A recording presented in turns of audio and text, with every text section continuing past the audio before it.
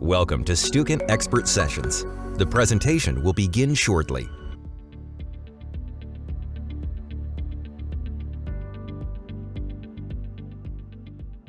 Hello everyone, my name is Laura Munoz and I am the co-author of the Introduction to Business courseware. Today I'm here to introduce a very special guest speaker, Sergio Robledo. Sergio has enjoyed a very successful career in sales, and today he is here to share with us his experiences and what does it take to have a successful career in sales. Enjoy. Sergio, good morning. Hey, good morning. How are you? Good, great. Thank you for being here today. So why don't you start by telling us a little bit about yourself and how did you get started in this line of work? Sure. I'm Sergio Robledo. I've have the opportunity to meet Laura when I was doing my doctorate in business administration in the University of Dallas. And besides my school experience, I have been in the telecom industry for most of my adult career. And in my very beginning of my career, I was not in sales. I was doing project management. But very early in my career, I started moving to sales. I started moving to sales, and has been very rewarding that career because I always define sales as the art to solve problems for your customer and your company at the same time. And I like to solve those problems. Not all the time you can do it very easily, or not all the time. Sometimes you cannot even doing it. But I think try to find that mix of things of what the company is looking for and what your customer is looking for. I think it's very exciting for me, and that's what I love to be in sales. That sounds so interesting. Now, tell me a little bit more about that, solving problems for customers. But isn't that challenging, or isn't that sometimes a little, I'm going to use a very mundane word, scary? And how to approach that? Do companies just send you without any training to do it? Yeah, I mean, well, it's what I say. Yeah, it's very daunting to be there, and most of the times it's not simple. But I think that's also part of the challenge. If it was very easy, probably it wasn't as exciting as it is. But companies, I mean, do it in a different way. In some companies, really, they cannot do what they say, that they just throw you to the water, and if you can swim, you swim, and if not, you just drown, which is very, very dramatic. I have the opportunity, particularly because it's more the technical sales, to have some training to be sure that you are doing. Now, the interesting part that most of the times they train you in the solutions, in the products that you are selling. But in my experience, it's not that common that they really help you in develop your actual sales skills, because I think there are two pieces of that. The piece that you need to know what you're selling, how your technology is going to help your customer, but the other part is the sales by itself, and how can you develop better sales skills? How can you then combine the technical part with the administrative part, if I want, or the business part, which be learn how to sell. I think on that part, throughout my career, is very seldom the type of sales training that you get.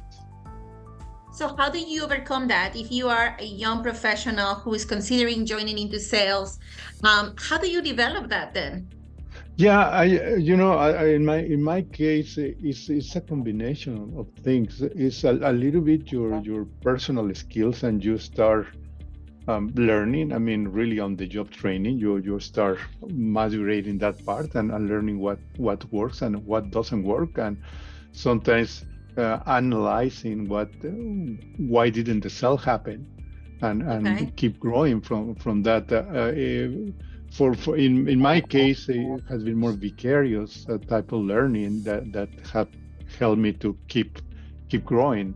And again, that is part also of what I love about sales, because almost no sale is the same. Although you have to do a lot of things. I love adapting sales because of that, because all the time you need to understand what's going on with the customer. And honestly, also when you are very young in your career, you don't know what you don't know. I mean, I certainly don't mean that I know everything by now. No, but my point is, when you are growing up, you probably believe that with the little that you know is everything that you need to know and learn. And I think being curious and always try to keep growing is the only way to keep learning more and become little by little better in what you're doing. Thank you. So that sounds so interesting that you say to continue to have a growth mentality and being curious. So if somebody was to ask you, how do you successfully navigate sales in general, what would your answer be?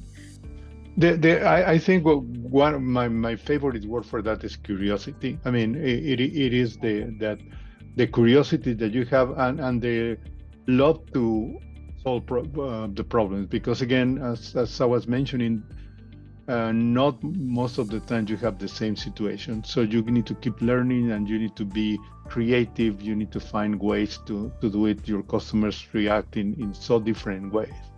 And I think when you can keep that fresh in you, that willingness to learn and willingness to try to synchronize yourself with your customers is what make you keep growing. So you put curiosity, you put hunger to learn and hunger to solve problems, you mix them together, and I think that's what keeps you alive and keeps you increasing your chances to be a very good salesperson. Now, I need to tell you, I mean, in my experience, I have seen people that study a lot, prepare a lot, and people that they don't do it. And you will say, well, the people that always prepare are the ones that get the best result. There are some very natural people that they are awesome. And how they do it or what that happened, I don't know. For probably the people like me that I'm not the most talented in the world to do it, I need to work hard to become that.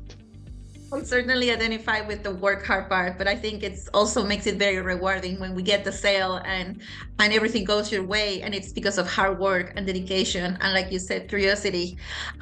So when you're going to approach a sale, in addition to all of those elements that you mentioned, how do you prepare for a sale, for selling? Yes, I mean the first thing that you need to there are two components, and you can argue which one goes first, but let's go first. You need to know your customer. Now you need to know your customer as a company first. What are their needs? What are the challenges that they are facing? Sometimes, depending on the type of sales, if it's the first time that you are meeting them, you need to go and try to find those solutions, but you may not find everything that they are having, so you need to have some kind of dialogue with them. But for me, that's the first part, is thinking your customer, because I think what happened is actually the other way around.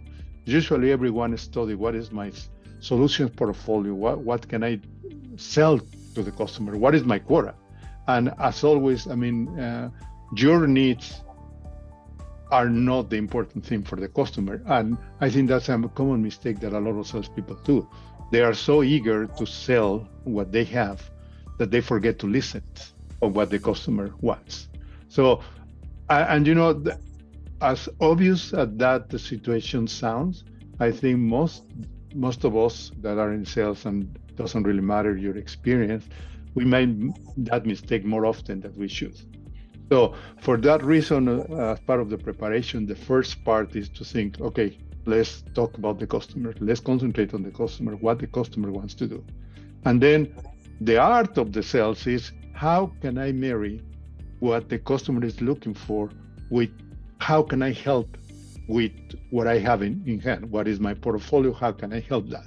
But also, I think depending on the type of sales, in transactional is probably different, but in a type of long-term sales, you need to learn to say no, and you need to learn to say, you know, I think what you're looking for, I'm not your best option at this time because I cannot do it.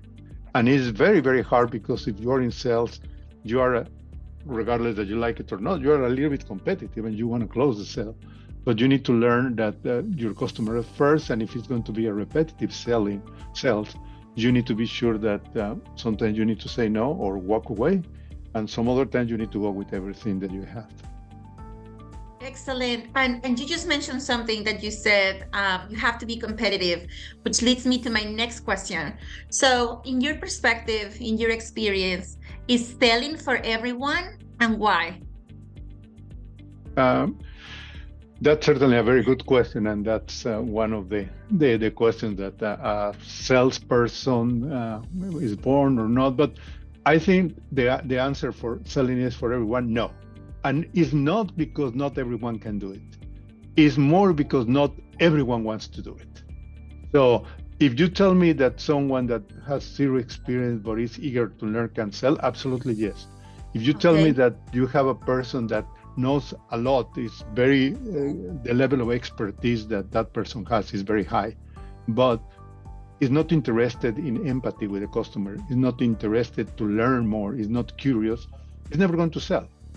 Now, everything can be learned if the person is willing to go and willing to understand that selling is a little bit like a dance. You need to move with your customer. You need to be willing to lead or be led, depending on the situation.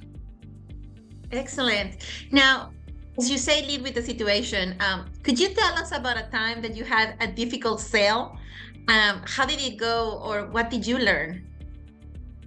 Well, I mean, certainly it's probably the hard part of answer that question is which one of all, because most of the times it's a little bit is hard. You know, one of the times in a big sale that I was leading, a particular person from the purchasing department, she seemed to be very complicated. I didn't know her, but the first time that I saw her, she was complaining about even that the chair was very uncomfortable to sit, about everything. And throughout the process, she was difficult to communicate. And the normal attitude that I would say most of the people take to that is to say, I want to avoid that person. I don't want to talk to her because it's too complicated, it's not conducive to do a good business and things like that. But I mean, and certainly it's human, but at the end of the day, I think part of being in sales is to understand, hey, in my mapping, I need to go with her. There is no way around it because her role is very important to what the company that she's representing is having her to do. So what I eventually did is, instead of being talking to her in a big group, I did it in a one-on-one, and she was she was in London, and I mean in the US. So wake up like 4 a.m. and call her and talk to her, and kind of being a little bit more human, instead of when you're in big meetings, you are representing your corporation, so you are kind of reading your script and you are less flexible. So this was more a one-on-one, a personal thing to say, okay, you want this, I cannot give that because it's not going to work for my company. Help me to understand how we can get in between or something like that. Instead of me trying to offer her solutions, what I ask her is, help me so we both can achieve our results. And it worked it out and became actually a very good friend of mine with time. Excellent. Wow. Way to overcome such a difficult situation. Now, our last question. What advice do you have to those future professionals who are in college right now and might be thinking of sales or might be thinking of a business degree? Yes. I think, I mean, when pretty much, and I love to say this, is we always are selling something. I'm selling to you right now that I know what I'm talking about.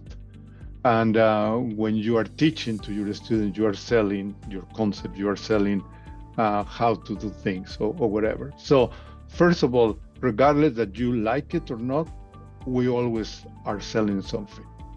So I think it's important to learn how to do it. It's like a lot of things. You may not like math, but you need to understand math in life. If you don't love English, you still need to learn how to write properly and things like that. So I think one of the, I come back to my word of the day, which is curious.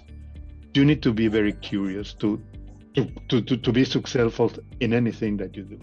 I don't think if you have that curiosity, you don't grow. And if you don't grow, you don't learn. And if you don't learn, even though you may have great personal skills, your growth is going to be very, very limited. So be curious, have empathy to understand others' point of view and how to do it. And also be result oriented. I mean, at the end of the day, in business is about results. How you get to results, there is a lot behind that. But at the end of the day, you need to understand that we're working for a company, or if we have a company for a reason to achieve a specific result. So for me, those will be the three things: curiosity, empathy, and result oriented. Excellent. Thank you so much, Sergio, for today. And thank you so much for giving us your time and a little bit of the insights of the world of sales. No problem. My pleasure.